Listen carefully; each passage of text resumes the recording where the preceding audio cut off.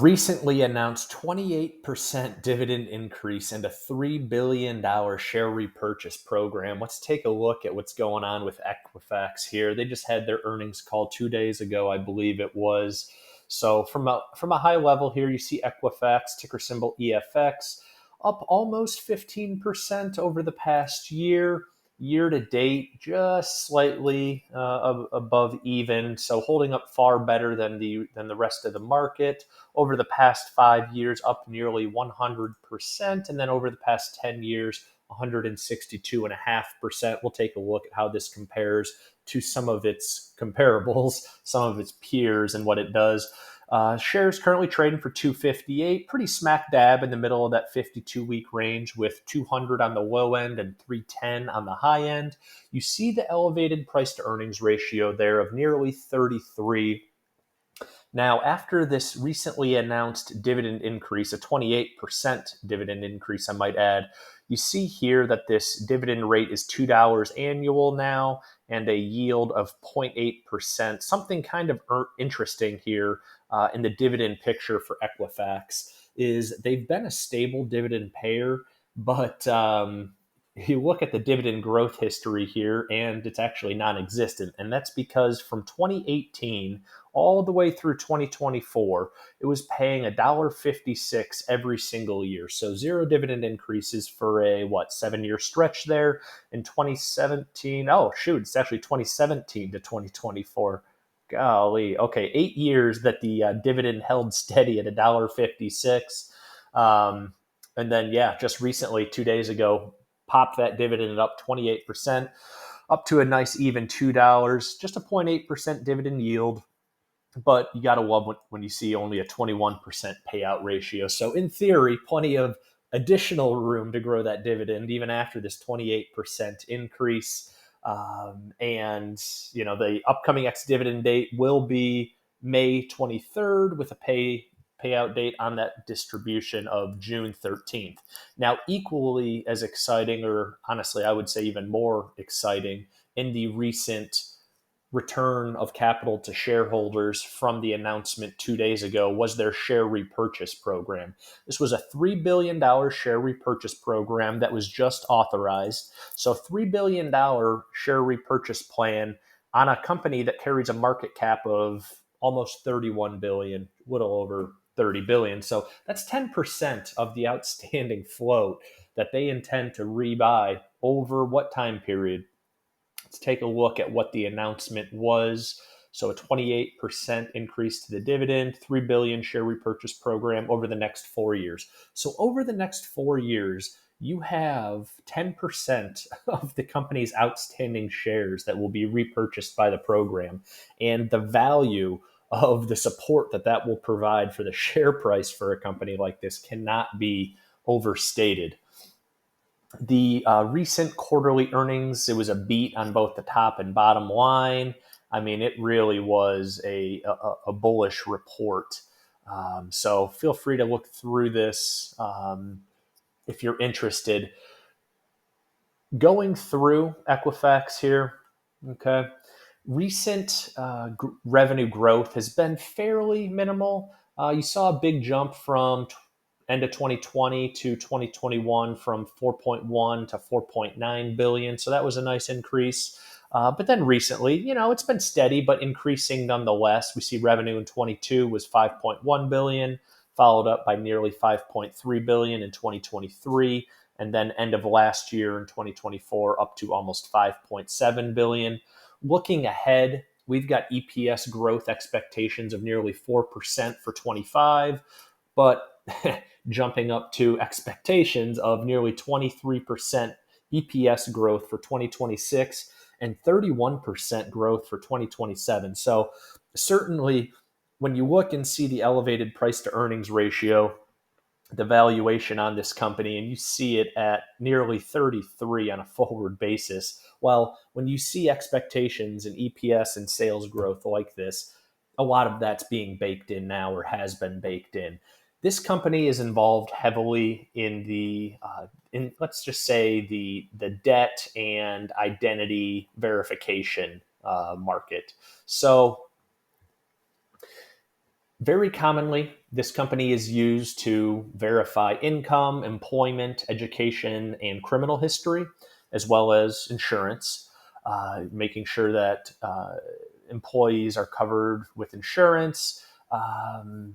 Really, basically, what this company's bread and butter is unfortunately packaging a whole lot of information about a person when that's then reportable to whoever is paying for that data when someone applies for a mortgage, applies for a car loan, is going through a background check for a job, maybe applying to rent at a apartment building. This is the type of company that provides that data, and it's extremely valuable data to those that are acquiring it. Now, there was a recent product development that I thought was interesting. Let's see if we can find it here in their most recent release. Oh, what was it?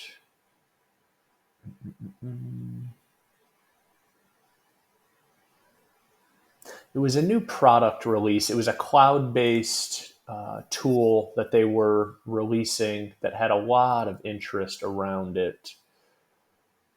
Oh, where the heck is it? Well, I can't find it right now, but essentially, it was going to be a new cloud based tool platform that was going to package all of this data around consumers into one easier to use, friendly tool where someone's going to be able to pull up all sorts of metrics around you as a consumer, essentially. Certainly, this is the type of company that would benefit from an interest rate cut as more and more consumers look to borrow money to buy homes, to refinance. Anytime a bank, financial institution, whoever needs to analyze a customer's liquidity, borrowing risk, etc., this Equifax here is a type of company that would benefit from that type of information being needed by their customers. You see the balance sheet here, pretty healthy, 31 billion market cap company, total debt of almost 5 billion, cash 200 million, profitability solid, gross profit margins of 56.5%, net income margin almost 11%. We already took a look at the revenue. Analyst coverage is predominantly positive, 11 strong buy ratings, 5 buy ratings, 6 hold ratings. Let's go ahead and take a look real quick at how this compares to some of the other companies involved with this type of industry. So you see the names here: Equifax, Wolters Kluwer, not familiar, Verisic Analytics, Experian, that's probably a name you may recognize if you've ever borrowed money for a loan or otherwise. Leidos Holdings and TransUnion, maybe another name that you're more familiar with. Market caps are all fairly similar, to be honest with you. So Equifax at just over 30 billion, Wolters Kluwer, that's a heck of a thing to say, almost 40 billion. The largest of the bunch being Experian and Verisk Analytics, 41 billion, let's say, Leidos, 18 billion, and TransUnion, the smallest of the six at 15 billion. Looking at the performance of all of them year to date, you've got Experian here that is certainly leading the pack, up 12.5%. TransUnion, the only one that is negative on the year, down almost 11%. So they're actually having a heck of a start to 2025 here.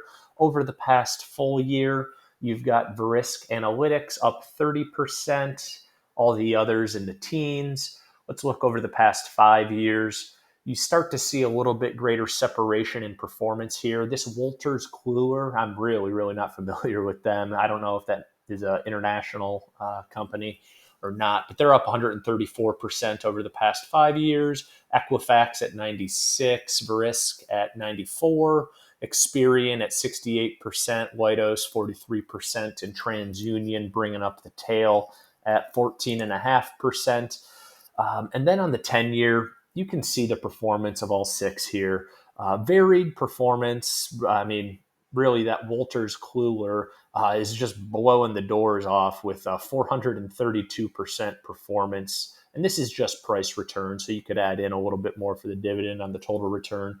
But over the past decade, But what kind of caught my eye anyway is the performance of all of them. Right, this is clearly an industry and a vertical that has been in demand as essentially we're a debt driven society, right? People need to borrow and to fund their lifestyle to live. Not too many people are paying for cash for things anymore, right? So clearly, this has been a secular bull market for these types of data analytics companies, not debt servicing, but more of the research and consulting aspect of identity verification and consumer data relate as it relates to potentially financing.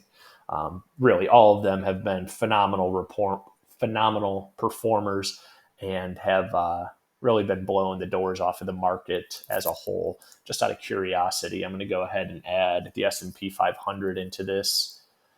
Let's see. I'll go ahead and get rid of TransUnion. Let's see if I can add VU.